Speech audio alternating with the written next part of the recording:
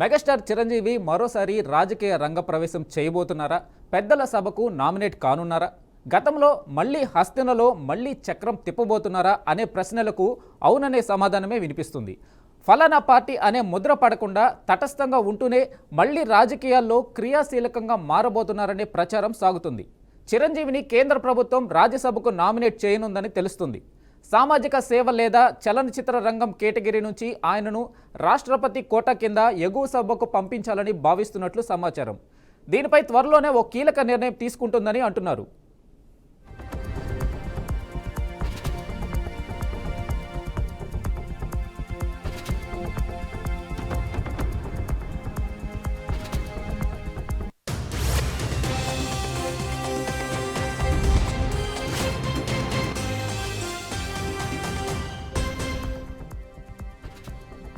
కేంద్రంలో అధికారంలో ఉన్న ఎన్డీఏ సంకీర్ణ కూటమి ప్రభుత్వంలో కీలక భాగస్వామిగా వ్యవహరిస్తుంది.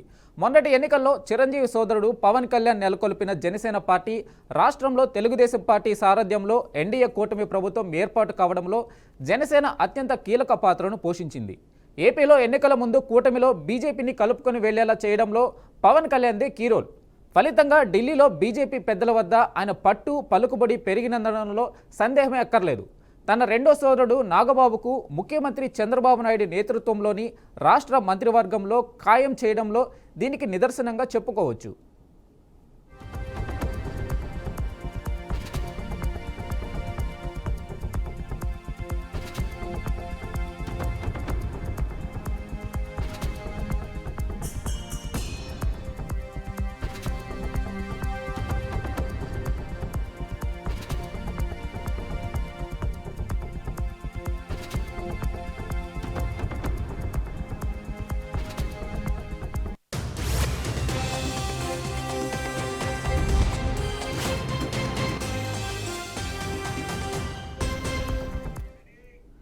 ఈ క్రమంలో చిరంజీవిని కూడా రాజ్యసభకు నామినేట్ చేయాలంటూ పవన్ చేసిన ప్రతిపాదనలకు కేంద్ర ప్రభుత్వం సానుకూలంగా స్పందించిందనే ప్రచారం జరుగుతుంది.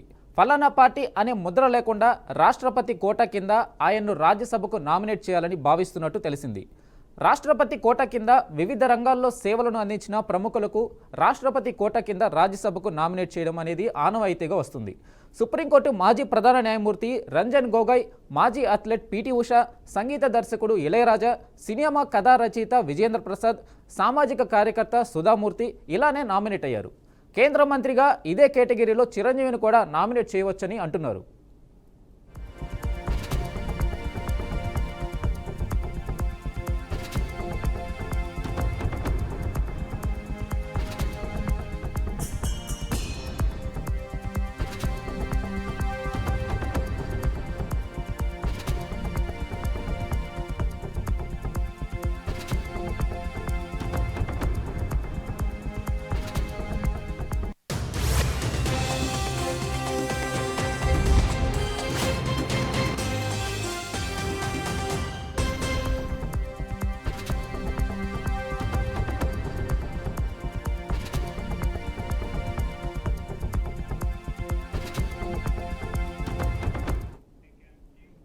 రాజ్యసభలో అడుగుపెట్టడం చిరంజీవికి కొత్తేమీ కాదు. గతంలో కాంగ్రెస్ నుంచి పెద్దల సభలో ఎంట్రీ ఇచ్చారు.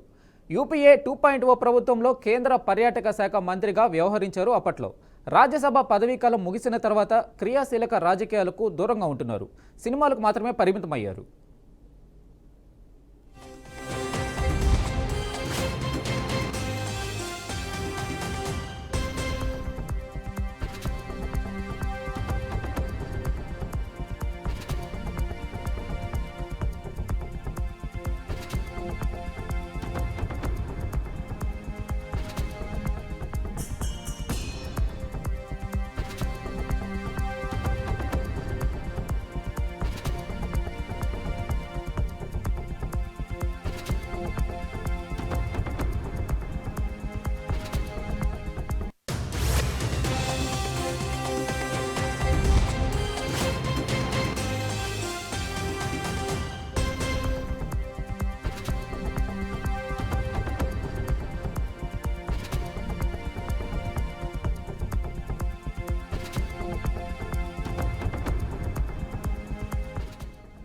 మెగాస్టార్ చిరంజీవి మరోసారి రాజకీయ రంగప్రవేశం చేయబోతున్నారా? పెద్దల సభకు నామినేట్ కానున్నారా? గతంలో మళ్ళీ హస్తినలో మళ్ళీ చక్రం తిప్పబోతున్నారా అనే ప్రశ్నలకు అవుననే సమాధానమే వినిపిస్తుంది.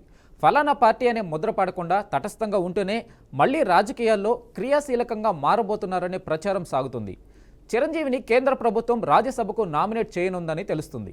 సామాజిక సేవ లేదా చలనచిత్ర రంగం కేటగిరీ నుంచి ఆయనను రాష్ట్రపతి కోటా కింద ఎగువ సాగు పంపించాలని భావిస్తున్నట్లు సమాచారం. దీనిపై త్వరలోనే ఓ కీలక నిర్ణయం తీసుకుంటుందని అంటున్నారు.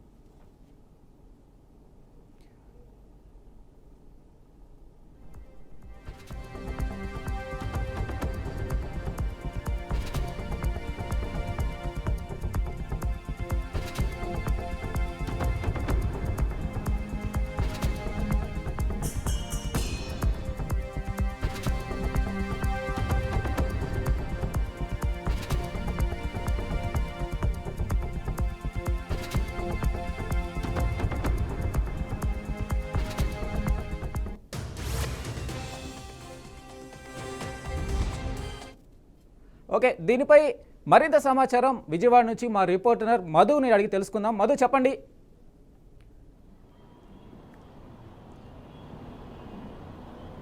చిరంజీవికి కాలం కలిసి వస్తే కనుక పదవులు అదంటే అవే వస్తాయనుకోవడానికి నిదర్శనంగానే మెగా బ్రదర్స్ చూడొచ్చు. అదేవిధంగా చూసుకుంటే కనుక ఏపీ ప్రభుత్వంలో కీలక భాగస్వామిగా ఉన్న పవన్ కళ్యాణ్, అదేవిధంగా చూసుకుంటే అతను డిప్యూటీ సీఎంగా హోదాలో ఉన్నారు. అదేవిధంగా చూసుకుంటే కనుక ఇటీవల కాలంలో అంటే పవన్ కళ్యాణ్ సోదరుడు ఎవరైతే ఉన్నారో నాగబాబు అతనికి మంత్రి పదవిలో తీసుకున్నట్టు కూడాను చంద్రబాబు నాయుడు అధికార ప్రకటన చేయడం.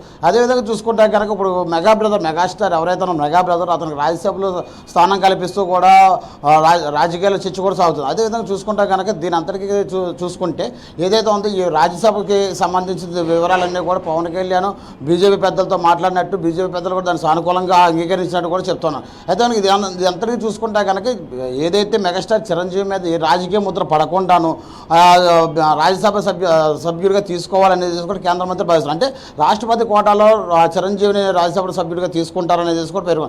అయితే కనుక రాజ్యసభ సభ్యుడిగా తీసుకోవడం రాష్ట్రపతి కోటాలో తీసుకోవాల్సిన పరిస్థితులు అయితే ఉంటే కనుక అంటే సామాజిక సేవల్లో చూసుకుంటే కనుక రాష్ట్రపతి కోటాలో ఎక్కువగా రాజ్యసభ సీట్ తీసుకున్న పరిస్థితులు కనిపిస్తాయి. అదేవిధంగా చూసుకుంటే కనుక ఇటీవల కాలంలో కూడా చూసుకుంటే సుప్రీంకోర్టు న్యాయమూర్తి సంజయ్ గోకుల్ కానీ అదేవిధంగా పీటీ ఉషా కానీ ఆ తర్వాత ఇళయరాజా కానీ వీళ్ళందరినీ కూడా ఇదే కేటగిరీలో రాజ్యసభకు ఎంపిక చేయడం. అదేవిధంగా చూసుకుంటే మెగాస్టార్ చిరంజీవిని కూడా ఇదే కేటగిరీలో ఎంపిక చేస్తారనేసి అదేవిధంగా ఇతని మీద రాజకీయ ముద్ర పడకుండాను రాష్ట్రపతి కోటాలోనే ఇతను రాజ్యసభ సభ్యుడిగా తీసుకుని కేంద్ర మంత్రి కూడా అవకాశాలు కూడా ఉన్నాయనేసి కూడా సమాచారం ఉంది. అయితే ఇదంతటికీ చూసుకుంటే కనుక ఇతను బీజేపీ అంటే పవన్ కళ్యాణ్ ఏ విధంగా ప్రయారిటీ ఇస్తుందో బీజేపీ అదేవిధంగా మెగాస్టార్ చిరంజీవి కూడా ప్రయారిటీ ఇస్తుంది. అంటే ఇతని సేవలను దేశమంతటా వినియోగించుకోవాలనేసి మెగాస్టార్ చిరంజీవికి ఈ రాజ్యసభ సభ్యత్వం ఇస్తున్నారనేసి కూడా రాజకీయ విశ్లేషకులు చెప్తున్న పరిస్థితి.